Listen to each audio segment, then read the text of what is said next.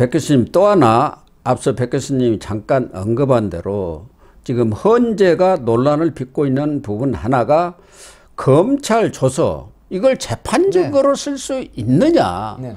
이미 형사소송법이 개정이 돼가지고 쓸 수 없다고.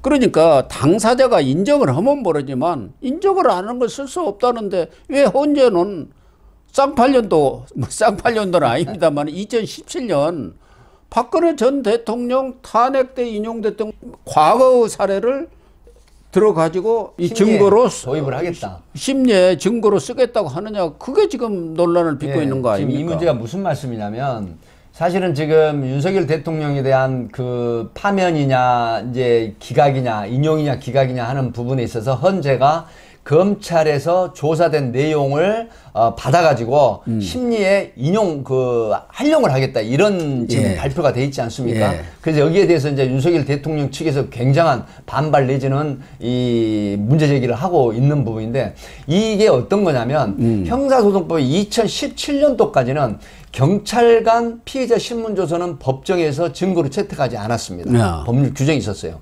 그리고 검사 피해자 신문조서는 동의를 하든 안 하든 법원에서 증거로 채택을 했습니다. 그런데 이게 검찰의 조소를 받고 난 많은 사람들이 여러 가지 문제 제기를 했거나 아니면 극단적인 선택을 한 사례가 있었습니다. 꽤 있었죠. 그래서 이 부분이 2020년도에 법이 개정이 되면서 검사 피의자 신문조서 작성이라고 하더라도 법원에서 당사자인 피고인이 동의를 하지 않으면 증거로 채택을 하지 않았습니다. 그런데 이게 지금 헌재에서는 윤석열 대통령의 내란 혐의, 우두머리 혐의를 조사했던 내용이나 기소 내용을 갖다가 인용을 하겠다는 겁니다. 헌재에서. 그렇다고 하면 이미 법이 개정이 돼서 그거를 증거로 동의를 하느냐 하지 않느냐라고 하는 부분이 명백하게 법률적으로 기재가 돼 있고 명시가 돼 있음에도 불구하고 헌재는 인용을 하겠다고 하는 부분에 대한 이 반론이 제기가 되고 있는 건데 어쨌든 법이라고 하는 부분은 헌재에서 가장 중요시 여겨야 될 게 바로 이원적인 부분을 도입을 하지 않거나 입법적인 요소를 가지고 심리나 인용을 하면 안 되지 않습니까? 예, 그렇죠. 그럼에도 불구하고 박근혜 전 대통령 탄핵 사례 때 했던 그 관습을 그대로 답습하겠다라고 하는 부분이 지금 윤석열 대통령 측의 변로인이 제기하는 문제제기인 거죠.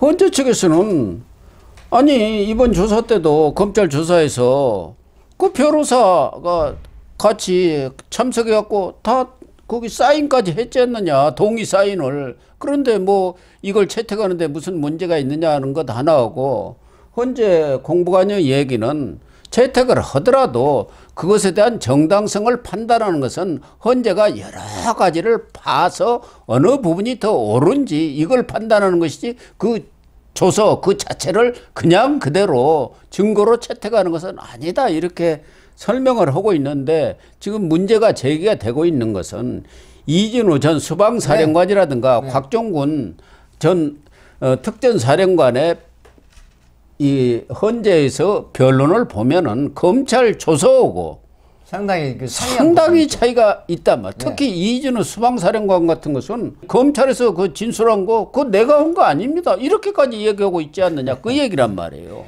그러니까 지금 이진우 수방사령관 입장에서는 그 당시 검찰 피의자 신문조서 작성 시 변호인이 입회했기 때문에 정당성이 임의성이 있다라고 이제 헌재에서는 판단하는 거거든요. 그런데 지금 헌재 심리에 나와서는 그와 배치된 증언을 했습니다.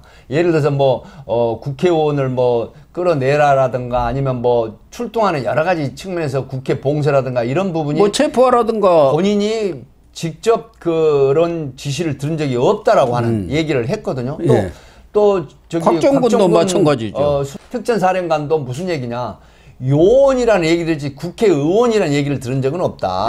이렇게 지금 주장을 하고 있기 때문에. 김현태도 마찬가지 아닙니까? 707 특임단장. 그 특임단장 대령이죠. 이런 부분들이 사실은 윤석열 대통령이 직접 뭐 기아폰으로 통화를 했건 뭐 휴대폰으로 통화를 했건 간에 국회의원을 직접 거명하거나 뭐 들어가서 끌어내라고 하는 게 국회의원이 아니다라고 하는 이런 부분들에 상당히 설득력이 지금 얻어가는 그런 상황이기 때문에 이런 부분들이 지금 논란이 되고 있다 이렇게 보는 거죠. 지금은 저 공판 중심주의 아닙니까? 그렇다고 한다면 헌재도 형사소송법을 준용을 해야 한다 그런 얘기인데 헌재로서는 헌법재판은 형사재판과는 달리 형사소송법 준용을 하기는 하되 헌재재판의 성질에 반하지 않는 선에서 준용하는 것이다. 헌재는 헌재대로 이 재판을 하는 것이다. 그 얘기 아닙니까? 네. 형사소송법은 하나의 참고 자료다. 그런 얘기니까 그렇다고 한다면은 헌재에도 그런 직접적인 무슨 법 규정이라든가 이런 게 있어야 하는데 우리 일반적인 국민들의 어떤 법 감정으로 본다면은 아니 검찰 조사하고 변론을 직접 나온 중요 핵심 증인들의 증언이 전혀 다른데 그것을 증거로 채택한다면은 헌재가 여기서도 뭔가 선택적인 증거 채택 아니냐 그런 말을 들을 수 있는 것 아닌가 네. 그런 얘기죠. 네, 말씀하셨듯이 지금 헌재에서 출석한 증인들의 진술을 채택을 해야 되는 부분이 당면한 과제이죠. 왜 그러냐면 검찰이나 수사기관에서는 피고인이나 피의자에 대한 유죄가 있다라고 주장을 하는 부분이거든요. 예. 그렇기 때문에 관련된 작성된 피의자 신문조서는 모두 헌재에서 나와서 증언하는 증인들에게 굉장히 불리하고 윤석열 대통령 측에 불리한 겁니다. 그렇다라고 하면 헌재에서 이런 부분들의 문제 제기를 받아들여야 되지 않을까 싶은 부분인데요. 자, 검찰에서는 유죄가 있다고 인정을 해서 기소를 하지 않습니까? 예. 그러면 기소를 할 때 작성하는 피의자 신문조서나 공소장은 모두 피고인의 불리한 유죄의 증거로 기소를 하는 부분이거든요. 근데 헌재에서는 그걸 배척을 하고 그 다음에 헌재 심리에 관련된 증언이나 증인들의 진술 이런 부분들을 인용을 해서 심리를 해야 될 그런 문제가 훨씬 크거든요. 네. 그렇기 때문에 편협한 인식이 들 가능성이 있죠. 왜냐 수사기관에서 공소를 제기한 부분은 모두 유죄의 취지거든요. 그렇겠죠. 그렇다고 당연하죠. 하면 헌재에서 관련한 직접 출석을 해서 증언을 하는 증인들을 위주로 그런 심리를 채택을 해야 된다. 이 부분이 지금 충돌하고 있거든요. 네. 그렇기 때문에 지금 헌재에서는 박근혜 전 대통령 탄핵 때 인용됐던 이미 법률적으로 개정되기 이전 사례입니다. 네. 그렇다고 하면 2020년도에 이 법이 개정된 이후의 상태에서 개정 전에 사례를 참고를 해가지고 심리에 도입을 하겠다고 하는 부분은 여기에 대한 또 어떤 큰 반발이나 문제가 있을 수 있다. 이렇게 분석이 되는 거죠. 헌재 심리와 재판에서 심리가 뭐 다를 수도 있는데 기본적으로는 공판 중심주의로 네. 바뀐 것 아니겠습니까? 네. 그렇다고 한다면은 지금 이 진술들이 검찰 조사하고 변론에서 달라지고 또 증인들 간에 엇갈린 진술이 나왔으면은 충분한 시간을 갖고 180일을 그래서 주어진 거 아닙니까? 그렇죠. 그렇다고 한다면 대질신문도 할 수가 있는 것이고 헌재에서 네, 또 추가로 증인을 불러가지고 추가 신문도 할 수 있는데 그건 싹 제해버리고 그냥 신문조서 이걸 참고를 하겠다고 한다면은 말씀하신 대로 신문조서라는 것은 기본적으로 유죄 취지로 작성한 거 아니겠습니까? 그래서 이미선 이 재판관이 지금 뭐 검찰인가 수사 고발이 된 것도 이종배 서울시의원인가. 네, 서울시의원이죠.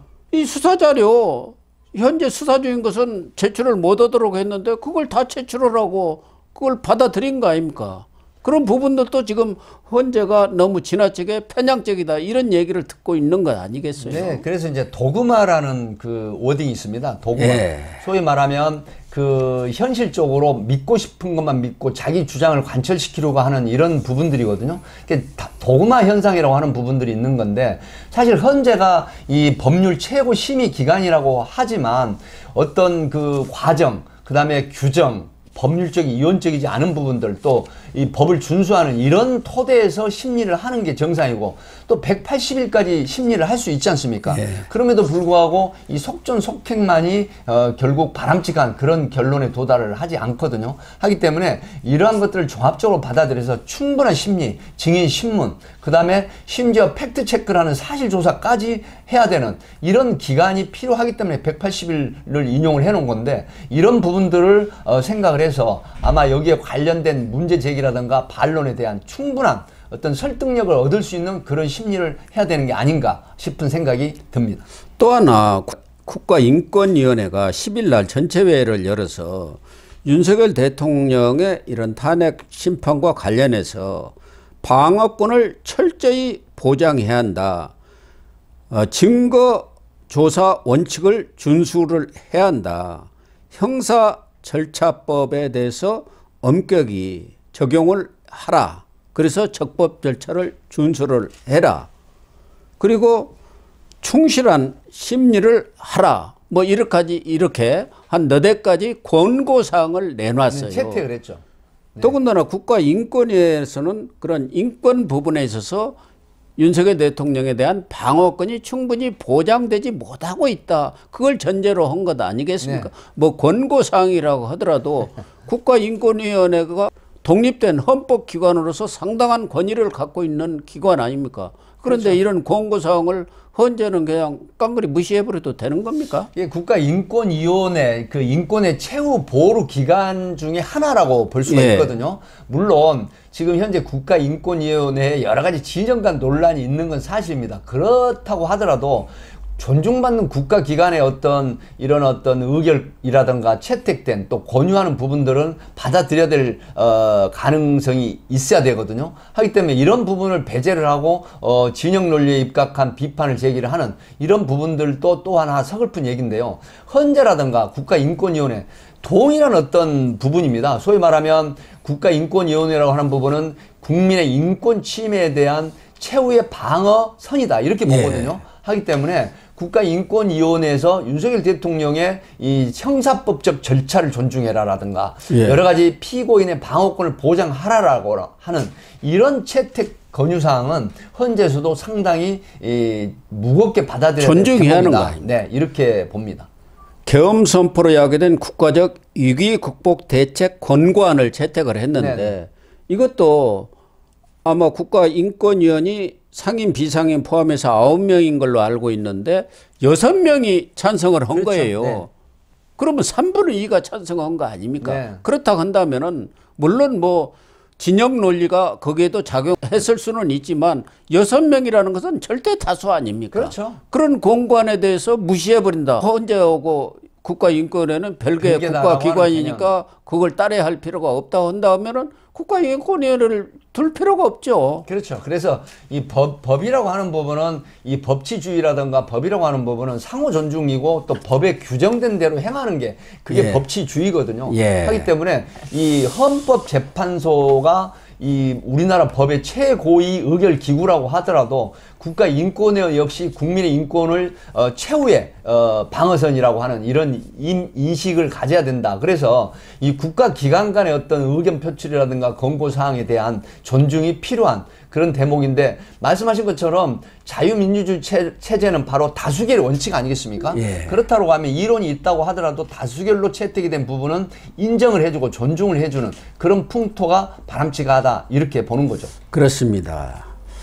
여러 가지 헌재가 지금 많은 편향성 논란에 휩싸여 있는데 국가인권위원회까지도 3분의 2의 위원들이 윤 대통령의 방어권을 제대로 보장해 주라는 그게 핵심 아니겠습니까? 그렇죠. 누구를 편들자는 얘기는 아니지 않습니까?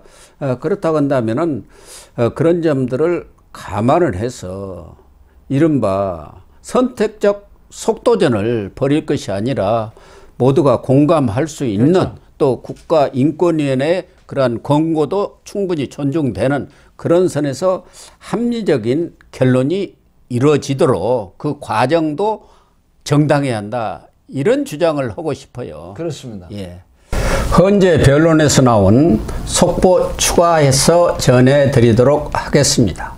윤석열 대통령은 오늘 열린 7차 변론에서 직접 발언 기회를 얻어서 12.3 비상계엄 관련자들이 검찰에서 진술한 내용이 담긴 피의자 신문조서를 헌재 탄핵 심판의 증거로 쓸 수 없다고 직접 반박했습니다. 윤 대통령은 헌재의 피의자 신문조서는 검찰이면 검찰, 군검찰이면 군검찰, 공수처면 공수처, 경찰이면 경찰 이렇게 일관된 한 기관이 조사한 것이 아니고 여러 기관이 달려들어서 중구난방으로 조사하고 국회에서 한 청문 기록까지 혼재돼 있다고 말하고 이것을 증거로 채택해서 사실 인정에 반영한다는 것은 맞지 않는다고 주장했습니다. 그러면서 홍장원 전 국정원 1차장이나 다른 관계자들을 직접 심판정에서 신문해 봤지만 조서에 기재된 내용과 실제로 증언들은 너무 거리가 많이 벌어진 것을 많은 사람들이 느꼈을 것으로 생각한다고 지적하고 어느 한 기관이 체계적으로 수사를 했으면 모르겠는데 이 조서들이 서로 맞지 않기 때문에 그런 점을 잘 살펴달라고 요청했습니다. 윤 대통령의 발언에 대해 문영배 소장 권한 대행은 평의 때 논의해 보겠다면서 헌법재판과 형사재판은 다르다는 입장에서 한 발 물러섰습니다. 헌재가 윤 대통령의 지적을 말로만 논의해 보겠다고 피해갈 일은 아니라고 생각합니다.